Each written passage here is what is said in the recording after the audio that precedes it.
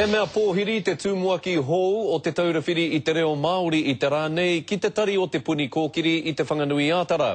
Kua roa a Glenys Philip Barbara e mahi ana ki roto i te ao mātauranga, o tira e kōkiri ana i ngā hua o te reo ki tana whānau me tana hapori. E tino hīkaka ana tēnei uri o Poraurangi ki te kawe i ngā kaupapa whakaora i tō tātou reo rangatira.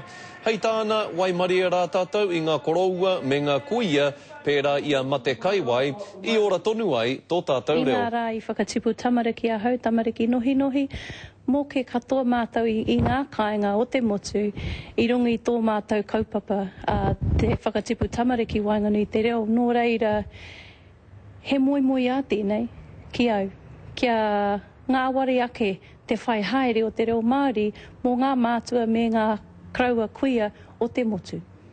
Hei te rā hina, tīmata ia ki tana tūranga hou.